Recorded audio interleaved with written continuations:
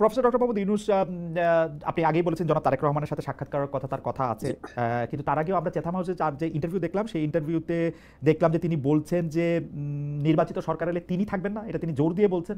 পাশাপাশি তিনি বলছেন যে তার ক্যাবিনেটে যারা আছেন তারাও কিন্তু থাকবেন না বা আগ্রহ দেখাবেন না। এখানে আমার দুইটা প্রশ্ন আছে আপনার সম্পর্কে। তো আমরা শুনি যে আপনি অলরেডি আমাদের, মানে আমি এখন যে শহরে আছি সেই শহরে বাড়ি কিনছেন, থাকতে শুরু করেছেন, আপনার পরিবার সেখানে থাকছে এবং আপনি যুক্তরাষ্ট্রে সেটেল হবেন, এইগুলি কেউ কেউ আমাকে খুব জোর দিয়েও বলছেন। আপনি যদি একটু বলতেন।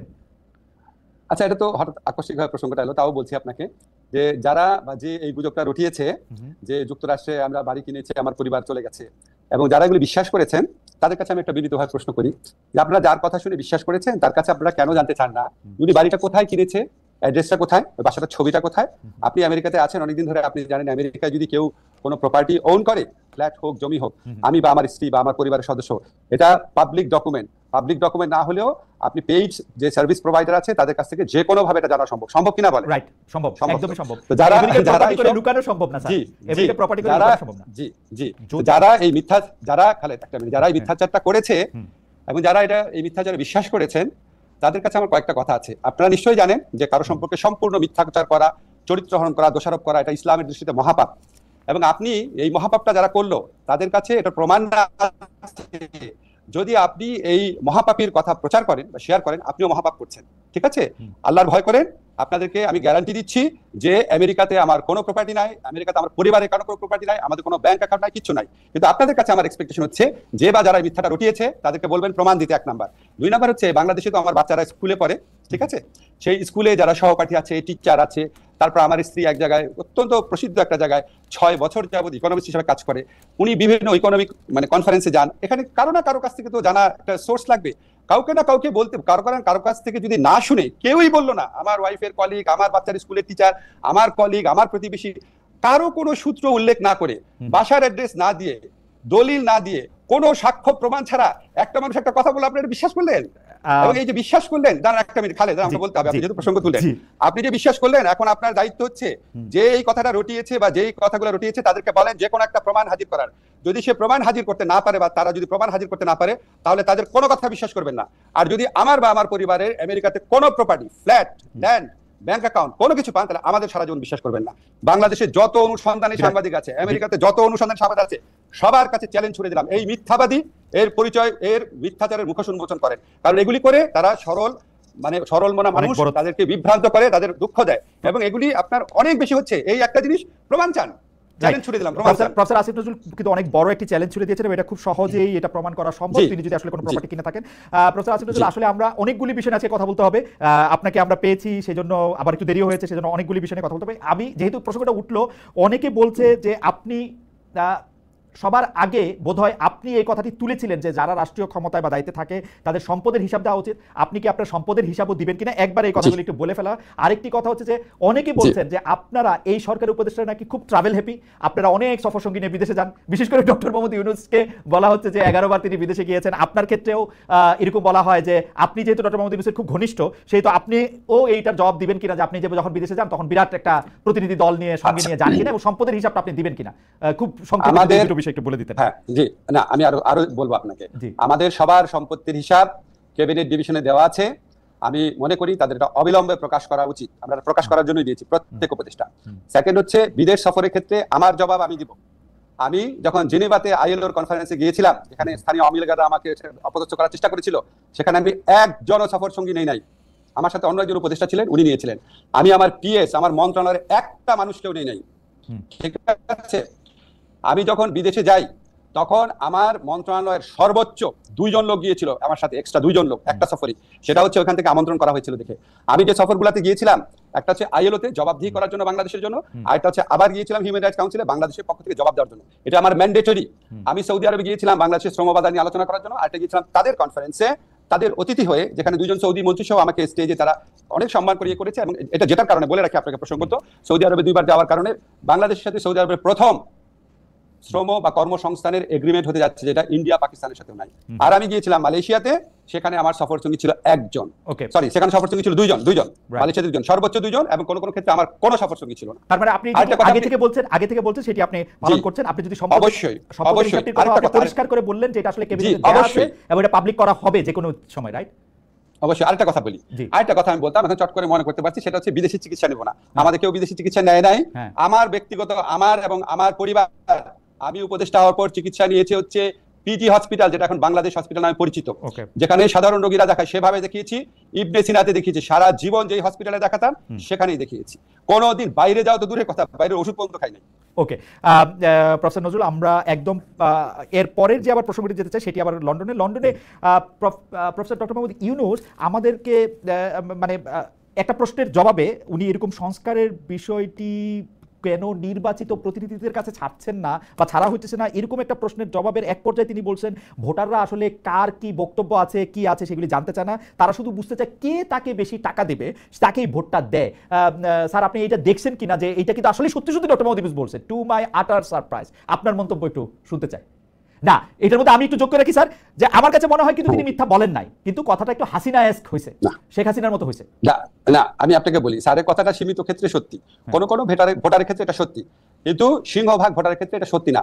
যদি শুধু টাকা দিয়েই ভোট কেনা যেত, তাহলে তো আওয়ামী লীগ আপনার 2018 সালে কিনেই ভোট করতে পারতো, এই রাতের ভোট তো করতে হতো না। যদি টাকা দিয়েই ভোট করা যেত, তাহলে তো 2014 আর 2024 এই নির্বাচনী নাটক আওয়ামী লীগকে করতে হতো না, কারণ কে না জানে সবচেয়ে বেশি টাকা আওয়ামী লীগের হাতে আছে।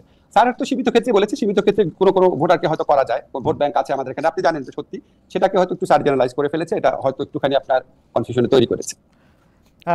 আরেকটি বিষয় আপনার সাথে নামের সাথে জড়িত, কিন্তু আমি বিষয়টাকে আরেকটু অন্যভাবে প্রশ্ন করতে চাই। আমরা দেখেছি যে গত সরকার ক্ষমতাচ্যুত হওয়ার পরে আমরা ভারতের সাথে বিভিন্ন বিষয়ের যে চুক্তিগুলি রয়েছে সেই চুক্তিগুলি জনসমক্ষে আসবে, সেটা আমরা চেয়েছিলাম, অনেকে চেয়েছিল যে সেই চুক্তিগুলি বাতিলও করা হবে, কিন্তু সেই চুক্তিগুলি বাতিল করা হয়েছে বলে একটিও আমি শুনি নাই, জনসমক্ষেও আসে না। এটার কারণ কি? অনেকে বলে থাকেন এর জন্য নাকি আপনি একজন নিয়ামক, কারণ আপনি ভারতের একজন পরীক্ষিত বন্ধু। আমি স্যার আপনাকে বলতে পারলাম না, কিন্তু অনেকে এটাও বলে। যাই হোক খালেদ, আমি আপনাকে জিজ্ঞেস করি, আপনি কি 15 বছর এই কথাটা শুনেছেন যে আমি পাকিস্তানের দালাল, আমি আইএসআই এর এজেন্ট? প্রচন্ড ভাবে শুনেছেন না? আমি রাজাকার, ছাত্রলীগ মিছিল করেছে আমাকে ধাওয়া করে পাকিস্তানে পাঠিয়ে দিবে, অনেকবার তো শুনেছেন অনেক কিছু। হ্যাঁ, তো এখন বললাম যে এটা তো আপনার কিছু মানুষ এত সরল প্রকৃতি, তাদের কোনো একটা মানুষ অনেক একটা কিছু বললো সাথে সাথে বিশ্বাস করা শুরু করে, আমাদের বৈশিষ্ট্য। কিন্তু বাংলাদেশের ম্যাক্সিমাম মানুষের বুদ্ধিমত্তা অত্যন্ত প্রখর, তারা এইসব প্রচারণায় কান দেয় না। আপনার নিশ্চয়ই মনে আছে, আমি ক্ষমতাসীন হওয়ার পর ভারতের, আমি সরি আমাদের এই সরকার দায়িত্বে আসার পর, আমার দায়িত্বে আসার পর ভারতীয় পত্রপত্রিকায় বরং আমাকে নিয়ে অপপ্রচার করা হয়েছে, লস্করে তৈয়বা জিনিসটা সম্পূর্ণ অপপ্রচার, জঘন্য অপপ্রচার করা হয়েছে। তো এটা আপনার এতই হাস্যকর, এখন আপনার মাঝে মাঝে আমাকে ধরেন লোকজন বলে কি ভাই আপনি এগুলি প্রশ্ন উত্তর দেন না কেন? খালেদ আমাকে একটা সেকেন্ড বলতে দিন।